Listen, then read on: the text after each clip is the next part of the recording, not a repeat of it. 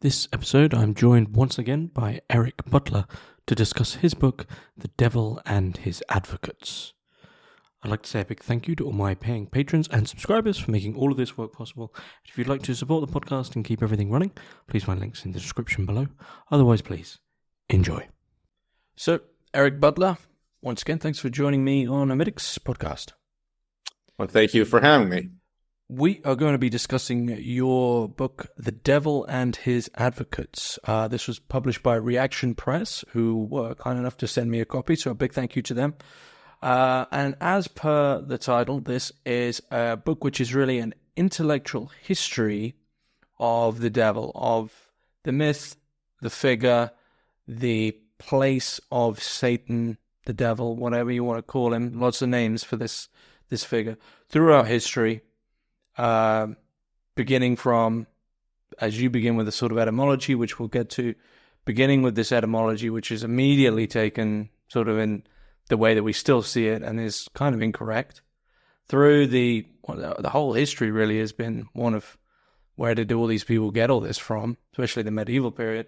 But really, yeah, it's an intellectual history of the devil, and it's fascinating, and it's a great read, and it's a beautiful little book. But it's got to begin. Why did you want to write a book about the devil? Well, I don't know exactly, but I think at a tender age, I learned about the witch trials, and I was struck by the fact that all the good people were after the bad people, but in fact, those labels were misapplied. The so-called bad people were, if not good, then at very least innocent, and the good people were in fact self-righteous and persecutors. So I think in that context, I sort of developed I had this kind of pre-adolescent sort of Nietzschean moment of looking beyond good and evil. And in that context, came to appreciate the possibility that Satan or the devil was not in fact such a bad guy. And that if one had any problems, one should instead take it up with the Lord, God himself, who, after all, controls the universe. So it seems sort of intellectually dishonest to me to blame this kind of figure who, by definition, occupies a sort of lower status than God himself, if one believes in that sort of thing at all, which I didn't necessarily, but I was in a very sort of conservative. My surroundings were conservative and religious. There's something interesting there actually about the witch trials. Maybe we could draw into to kick things off. I mean, it might be leaping a bit further into the future with your book, but with the witch trials, if I'm right in sort of my fairly pop culture knowledge of it, was that if a woman was a witch, she would, the whole drowning affair would be throw them into the lake tied up or whatever, and if they sunk, they were innocent, but they would die. And if they rose, they were guilty, in which case they'd be hanged. So the whole edifice around a witch trial is really sort of in a Kafkaesque way created to find a way to just erase everything but still be moral. Right? Like, whatever the case, they're going to end up dead. Do we see the same sort of logic with the devil throughout time? Well, you have the devil sort of famously being a fall guy. I mean, there's the phrase, the devil made me do it, which is, of course, a sort of throwaway phrase that people use all the time. But what this is fundamentally is a way of disavowing responsibility. And I think that human beings are very eager to do that. And therefore, it's extremely convenient to have the devil or someone else around to be the scapegoat. So in that regard, I think so. So with regards to the origin and the beginning really of the book, there's a couple of questions, which is you begin with the arrival of Satan as a figure, basically the arrival of Satan, the first instance that it might be in Christian or Judaic history, which is really what we're referring to in the book with your book. And you then hone in on the etymology, which seems to be the place where we've gone wrong. This word, Satan. Okay, yeah. So what has happened is we've taken a title, the Satan, Hasatan, and turned it into a name, Satan, as it like, Tom, Dick, or Harry. And that is essentially a mistake, I argue. Mm-hmm. So, where does Satan first? So, Hasatan is the term, the singular. Does this This is originally arriving Book of Job. Is it just a single reference? Just about. I think later on with Balaam's ass, there is a reference to the word Satan is used again, but it is also in that context not used to refer to a particular person. It is used generically in the common Hebrew sense of opponent or accuser. Mm-hmm. So as you mentioned in the book of Job, scholars sort of up in arms about how it fits in with the Bible. So the fact of that with respect to Hasatan being used, it seems, does it seem just from your research that if you take the Old Testament as a whole, this is just a term. This is like it just put in to refer to, as you say, the accuser in a sort of intuitive, specific sense. But at some point, we began to run with that term and transform it. Well, I think already in the ancient world, there was an idea to kind of reify Satan, as it were, and make him into, I'm doing it myself. It's hard not to do this kind of thing. It's like it's like if you look at a lot of the ancient deities, the ancient pagan deities, they have a sort of allegorical function. I mean, they will basically be the name of abstract qualities. So I think that the same thing happened with Satan, or the Satan. So in the book of Job, you have Hasatan as the title for one of the sons of God, who has this job of basically testing the virtue of God's subjects, exemplarily Job, of course, who really goes through about the worst that anyone can be subjected to and retains his piety throughout. So that's one. That's the sort of canonical Satan, the Satan. Then it's Satan with a capital S, as popularly imagined already in the ancient world. I think would have had monstrous qualities associated with him, much more like what we are familiar with today, and certainly from medieval times on. Mm-hmm. Now, to stick just with the Old Testament, because there's a few sort of myths and stories around Satan that your book pointed out to me time and time again, like, where did this actually come from? But in our minds, we sort of connect it all together and make these mistakes. So to stick with the Old Testament with respect to kind of the era, we could say, of the Garden of Eden, one myth that we have that's common around Satan is that, the supposed, this comes in more Revelations, I believe, but I guess you'd put it at Old Testament, which is the battle of heaven, right? Of Lucifer, like Lightbringer, was it Luke? I see Satan fall like lightning. This supposed possible battle in heaven, where the archangel Michael casts Satan out of heaven. Now, this is sort of, I guess, am I right in placing that sort of? It would be chronologically in the Old Testament. So what happens like in the New Testament, especially in the Book of Revelation, is you have this kind of prequel to the Old Testament that's written, as it were, and that's what the battle in heaven is. There you've got a somewhat different Satan with a different coloration, but even there, I would argue. As I do argue in the book of Revelation, Satan still retains his testing role, only now it's for the whole of humanity in the book of Revelations, or for the chosen people who are being tested, at any rate. Because he has this winnowing job to separate the wheat from the chaff, the elect from those who are not going to make it. So what Do you still see him or the Satan as a function when it comes to Jesus's three trials?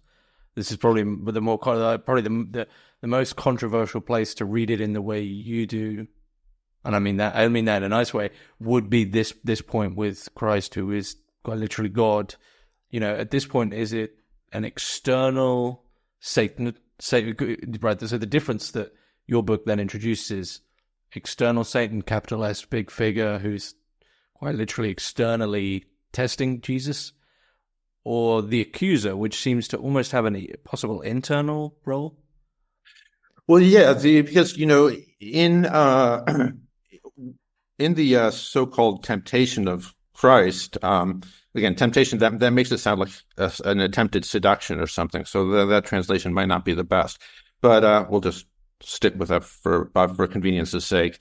In the temptation of Christ, Satan doesn't actually do anything. So there are no external manifestations of power. I mean, instead, and as the text reads, Jesus is borne up by the Spirit, and there Satan says, look, wouldn't you like to have all this stuff in the world, and wouldn't you like to do this one? But the Satan asks all these questions by quoting Scripture, and Jesus refutes him at every turn with Scripture. So what this looks like, among other things, is someone kind of grappling in their mind with conflicting arguments in a moment of indecision. So that would speak to the sort of internal dimension that you're talking about. But externally, there's the fact that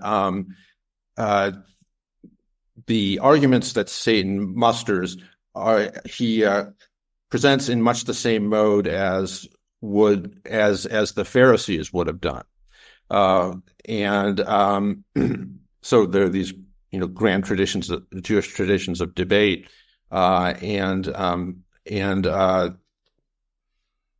Jesus also obviously has these people as interlocutors, to put it euphemistically, and opponents and adversaries which is to say Satan's, to put it a bit more pointedly. And so what's intriguing about all of these is that once you point it out, it becomes actually quite strange, is that is there any aesthetics throughout the Bible with regards to the Satan? Yeah, there's no description of physical appearance whatsoever. The book of Job, he is a son of God, which is about as graphic as it gets. And even, I guess the one exception is the one that you pointed out, which is the book of Revelation, the battle in heaven, when he's likened to the great dragon and serpent. Dragon and serpent are about as close as it gets, although they're clearly being used metaphorically, I would argue. But that's it. So he's very thin in terms of how he's depicted and characterized. You also don't, because you don't see anything like what you have later on with John Milton or something, where Satan has this whole psychology that is complex, and that where his whole mind is at odds with the divine plan. Mm-hmm. Satan is very secondary, subordinate, and thin in terms of characterization in both parts of the Bible. It's as we're talking and also speaking of him as I just did right there, it's so difficult to get away from the connotations around the word Satan, which is evil, red, fiery devil, is the worst of the worst, lives in the fiery pit of hell, and to get back with regards to your argument, which is a function that happens to have the name Satan, which is now something we just will never be able to not equate with anything that's remotely not evil.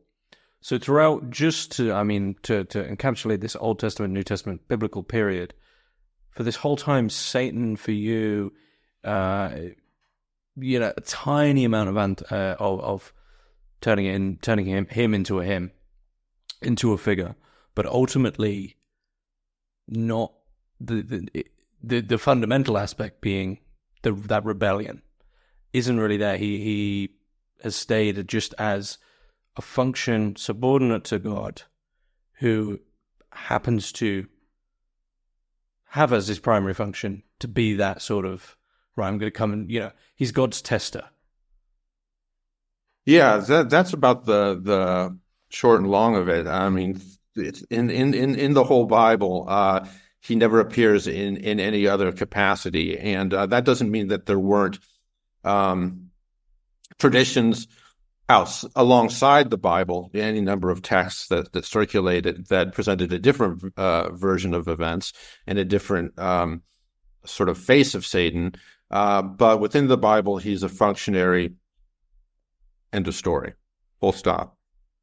What about Revelation? What about this? The supposed, God, I don't want to do this. I'm going to rebel. That the whole, the general myth around that was that Lucifer was prideful, that that he rebelled against God. Well, it's interesting. The whole Lucifer equation of Lucifer and Satan is based on a passage in Isaiah, if memory serves, where Lucifer, the light bearer, is the title of one of the Jewish people's earthly enemies. And so there is this kind of formulaic discourse in which is, look how the mighty have fallen, basically. And it's like, Lucifer, you are plunged into darkness, or something like that. But that is not said in reference to Satan or the Satan. That's a later equation to say that this earthly enemy of the Jews in a prophetic text was in fact the adversary of mankind as a whole. So Lucifer and Satan, that's another sort of false equation. They're not the same.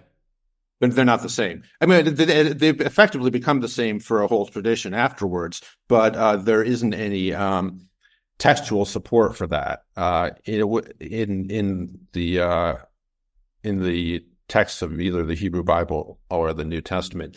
But then you asked about the war in heaven. I mean, in the book of Revelation, there I'd have to check the text again, but there's certainly not anything like a long drawn out account of a war in heaven. I mean, there is no dramaturgy to anything like that. Instead, there is a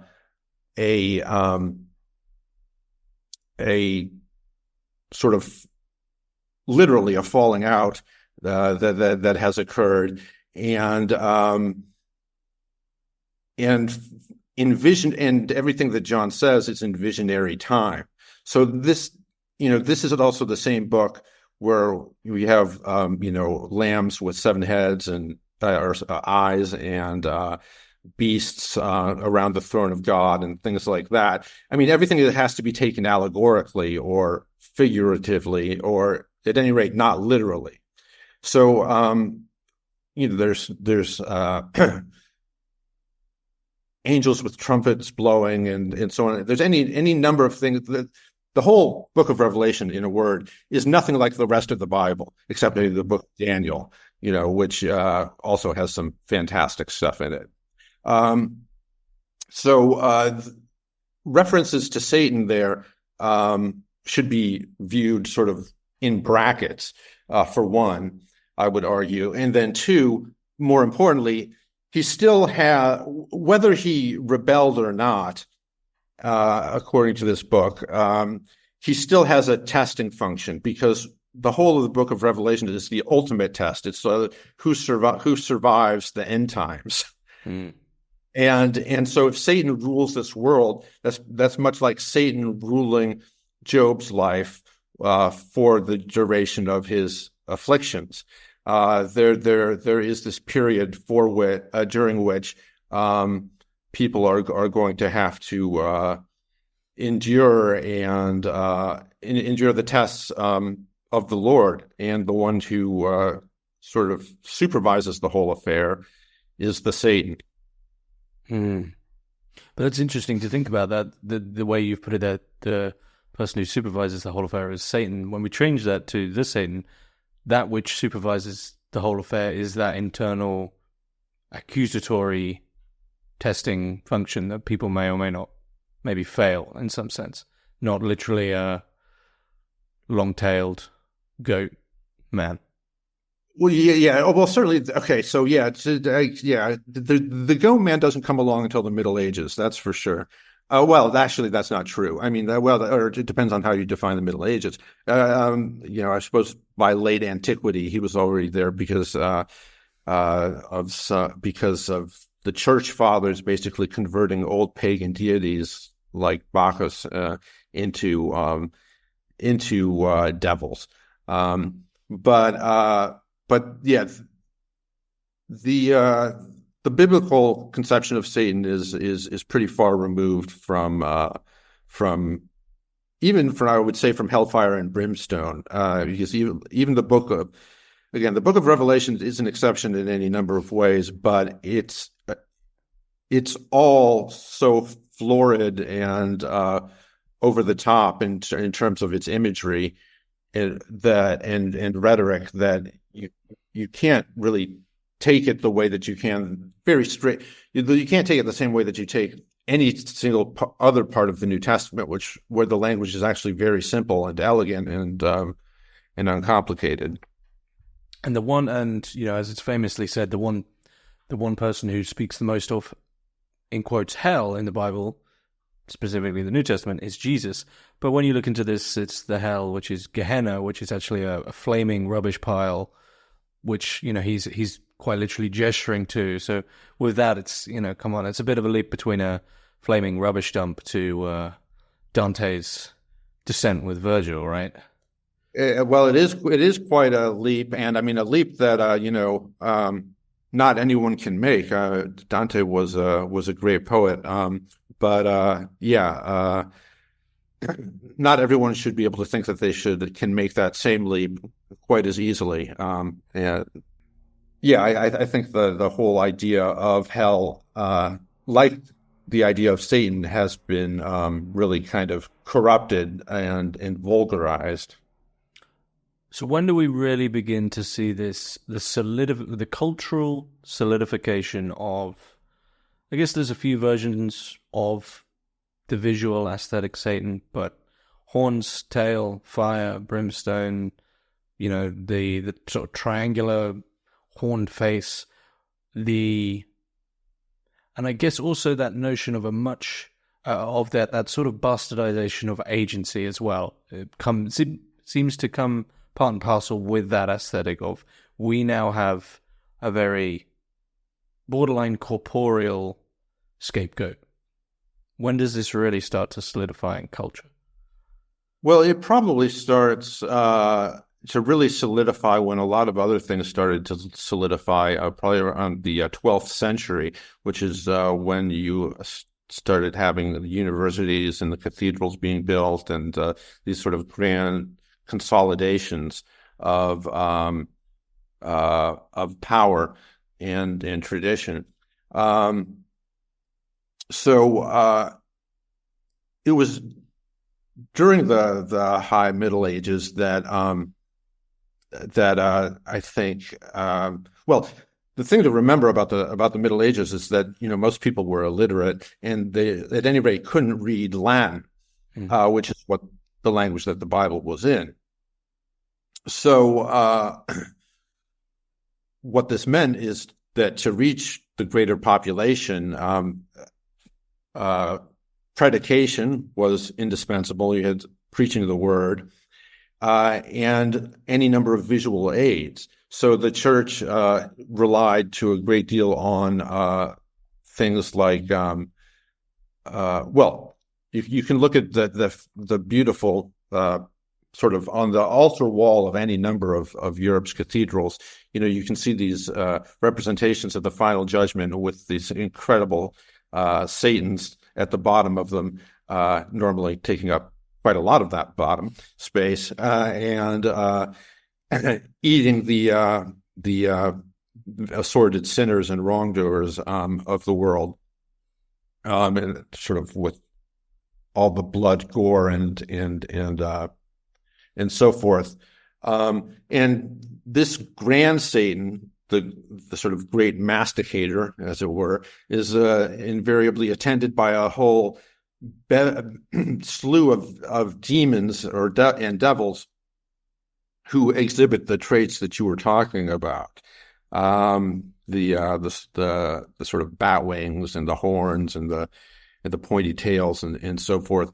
So I think it was really the artists of the High Middle Ages who sort of gave form to what then became the canonical view of the devil and devils. Mm-hmm. Would this also be the point where, the devil made me do it starts to enter in possession as well? So certainly that's that is a related development, I would think. It's funny to think, to sort of retrospectively, I guess, well, from our position of the great modernity, which is all fantastic, to think back and to wonder as to, I don't know, I guess a questioning of that original, or that first sort of solidification of the devil and of hell. They now appear, and I mean, the Catholic Catechism would now emphasize that the only thing we know about hell is that it's separation from God. And they wouldn't really do the whole, we're all in hell now. It would follow. But unless maybe they're extremely traditionalist and, with certain leanings, they certainly wouldn't be emphasizing the demons and probably not even possessions and the hell of fire and brimstone. It's more of this spiritual separation. And it seems sort of transparent now to look back and think that conception was a conscious conception, which is, perhaps this is a bit of the cliche new atheist thing to say, but a conscious conception, utilization of these terms and what we've been talking about as a means of control. There is perhaps no greater.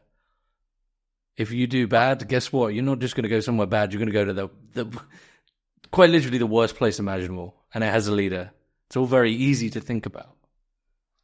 Well, it is very easy, and I think that's important. I mean, this was, I think these representations did come about as part of a sort of campaign of developing sort of presenting scare techniques in order to make a population more docile.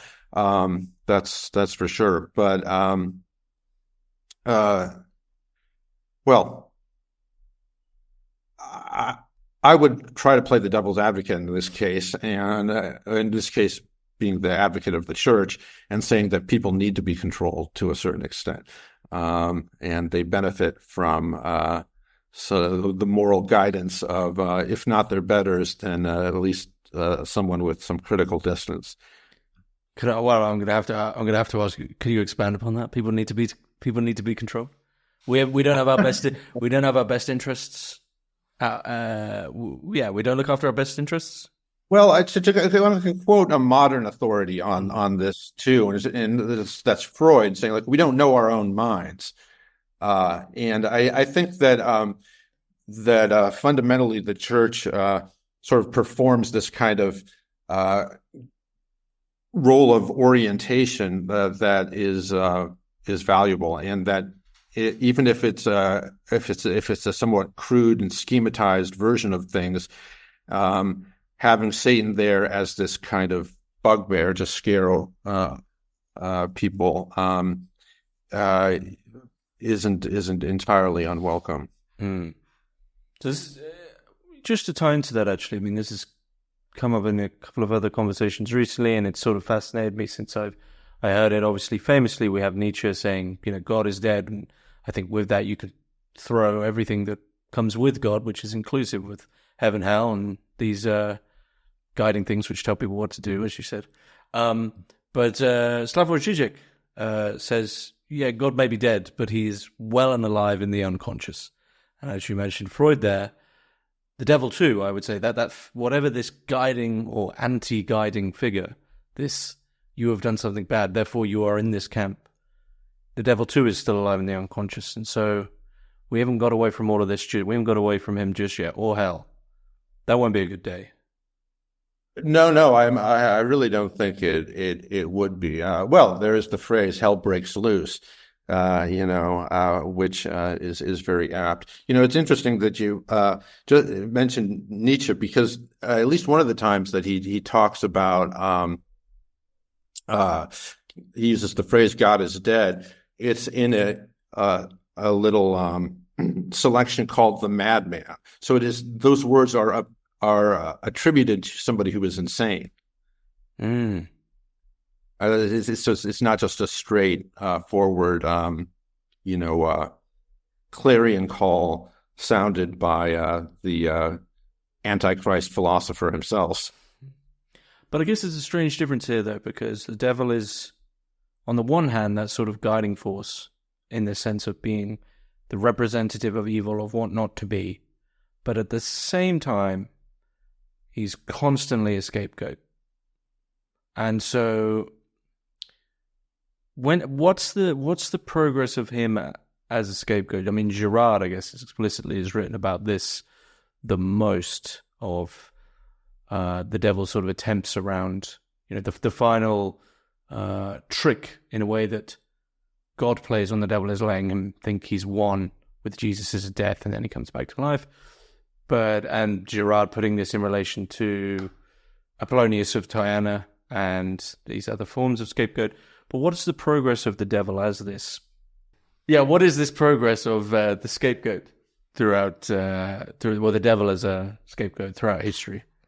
Well, I think by the 19th century, for sure, you have the devil as a scapegoat, because that's when you start, for the first time, having people really identifying with Satan, who had been this sort of this viewed, until then, as a despised outcast. Basically, Byron and Shelley founded the so-called Satanic School of Letters by their, it was actually Robert Southey who called them that, but then they proudly made the title their own. And for them, Satan was a kind of Promethean figure who was defying heaven, and this kind of archetypal rebel. And this obviously has antecedents in John Milton's Paradise Lost, but there it's with a different point of emphasis. So the Romantics make the devil into a great rebel, and in the process transfigure him into something more positive. And so I think it's there that he starts to be seen as a scapegoat, as somebody who is wrongly suffering. This seems to only solidify a fairly binary morality even more. I mean, probably times in the 60s where the devil was equated with the sexual revolution, things like this. It seems to really sort of transparently separate that split between, right, I don't know, stiff upper lip, buttoned up to the top, conservatism on one side, and then sexual liberation or whatever it might be, and you can put any, connect all the policies up there. So that seems, that sort of romantic approval seems to only bolster the two sides to this moralism, which is rising from this figure of the devil. Oh, yeah. Well, I think that's ultimately why a lot of that poetry falls sort of flat, too. It does get more interesting and convincing, as it were, I think, with Charles Baudelaire later in the century. because what he does is he makes a mockery of people who don't believe in. He mocks people who don't believe in Satan as being the ultimate atheists and because they're really beyond redemption, more than those who don't believe in God. The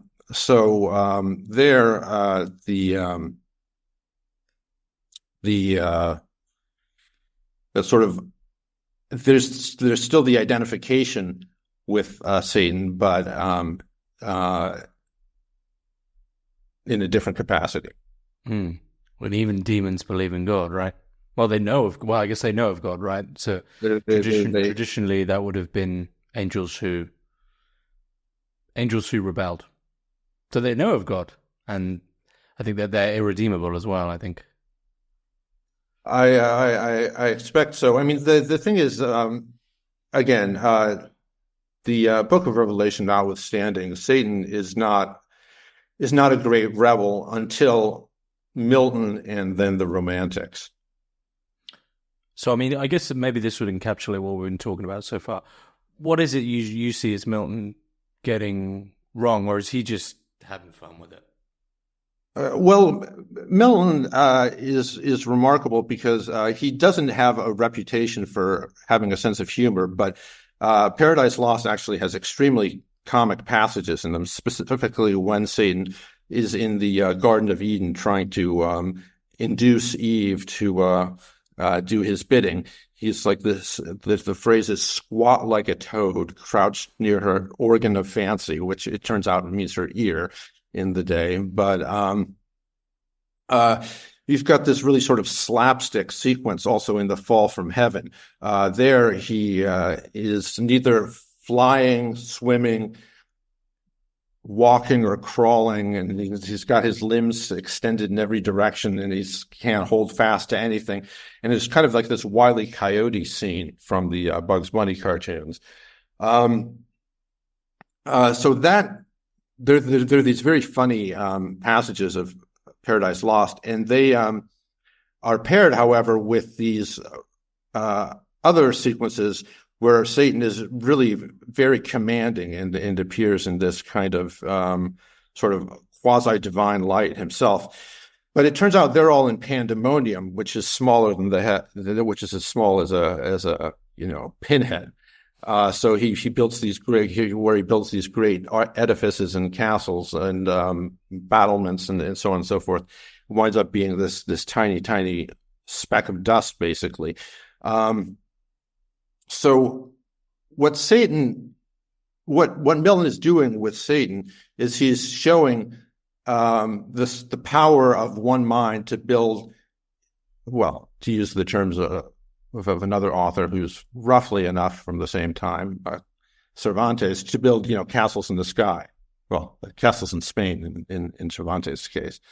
So what Milton does is he builds he shows Satan to be a schemer and a dreamer, as it were, and it's only and this is what's taken up by his romantic heirs later on. And where do we? I guess I know it's, if I'm right in remembering this, Satan plays a bit of a role in the French Revolution, but then heading into the modern world. How does Satan transform? He still manages to hold his grip. He's constantly appearing in films. We still seem to just intuitively understand who this figure is. What happens as Satan enters into the secular world, along with all us, heathens? Well, the first thing I would question, I would say with all the heathens, I mean, I would question just how secular this world is, because if we have leading philosophers like Zizek talking about God being alive in the unconscious, I mean, that really says it all. The unconscious is, in fact, per Zizek's own arguments, far more important than any kind of conscious phenomena. So, I mean, so to say God is alive in the unconscious is a slightly redundant. I mean, that just means God is alive in the higher, in the only reality that counts. And so I think the same thing would be true of Satan. We're ever going to be rid of him? I hope not. No? Uh, Because of what you said earlier, because we need to be controlled? well, okay. So basically, there are two Satans that I guess we're talking about here, and this was your point of departure. One is the kind of cartoonish version that's used to scare children and adults into conformity, who is the merits of whom I have at least acknowledged. And then there is the Satan who tests and tries, and this is the one that we have from the Bible that's actually based on biblical authority, as it were.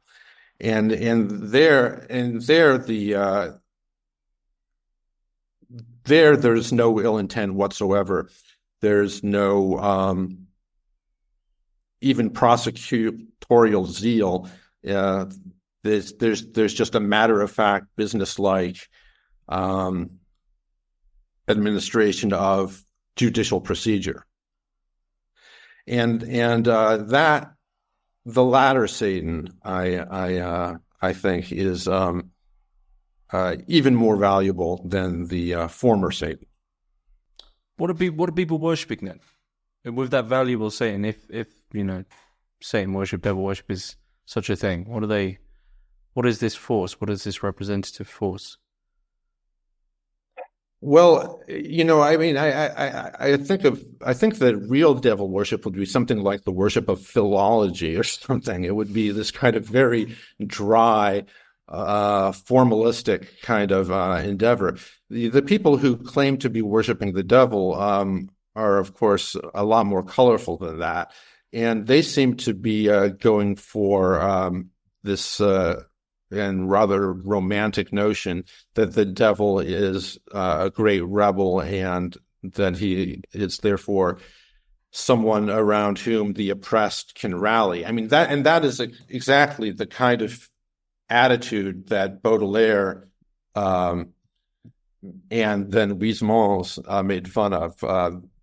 Huysmans in Là-bas, which culminates in a satanic mass, in a black mass, which just leaves a bunch of undignified, unenlightened bodies spent in a pool of in a pool of their own dissolution.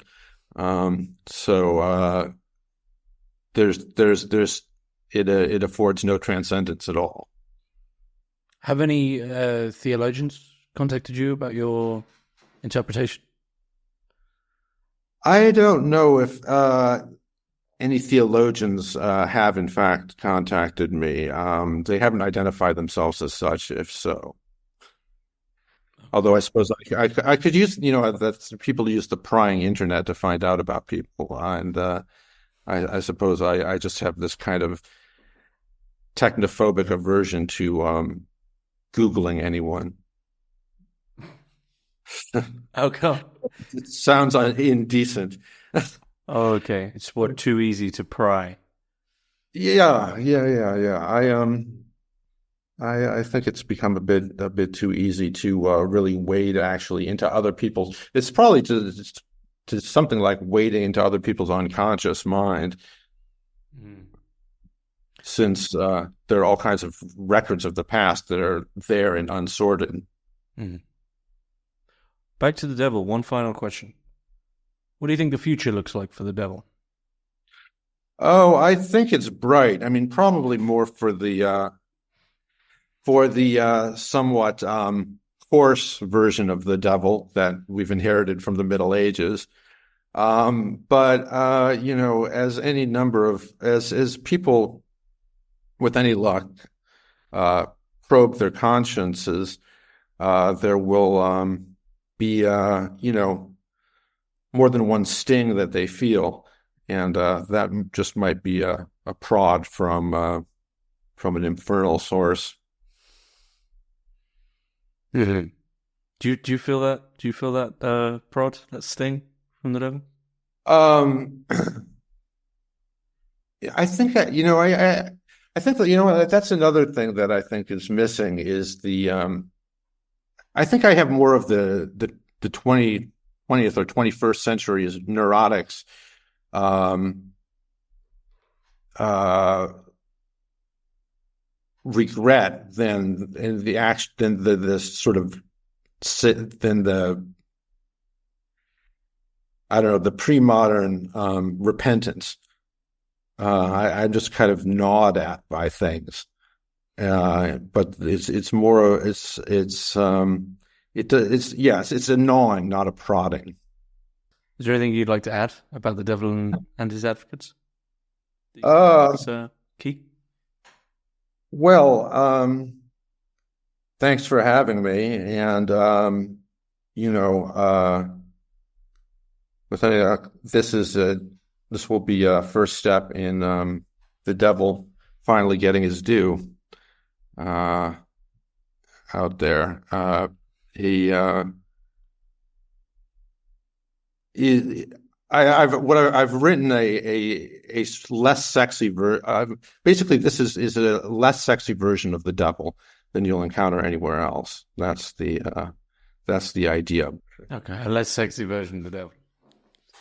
No, I think that's a good way to put it. Is that the devil is the devil is alluring. We are, it's consistently used in horror films for a reason. In that you see this strange figure, and you want to know about his past. Where's this guy from? What's he doing?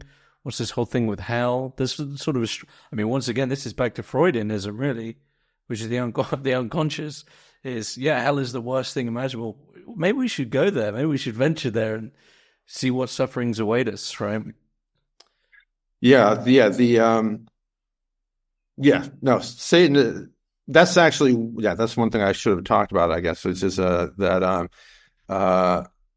Satan is alluring in popular culture, and that popular culture, goes back to these medieval traditions, but in fact, it has no basis in scripture anyway. So I would ask you what you're working on now, but it hasn't been too much longer since we spoke about Leon Blois, so we're still working on your work about the birth of man from frogs. I am working on so this is a theory that competes with the biblical creation myth, which says that in fact people come from frogs, human beings come from frogs. And the author in question is Jean-Pierre Brisset, who was a mild-mannered railway security officer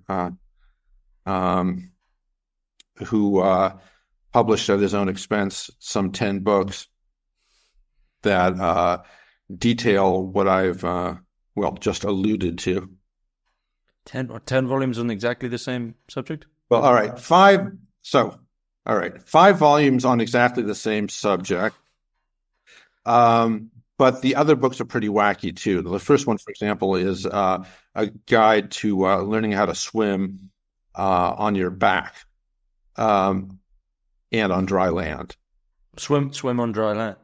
Swim on dry land. So it's a whole method about the motions to perform to practice on dry land in anticipation of going into the water, so that there'll be second nature there. That's how we started, and he got wackier from there on out. Okay.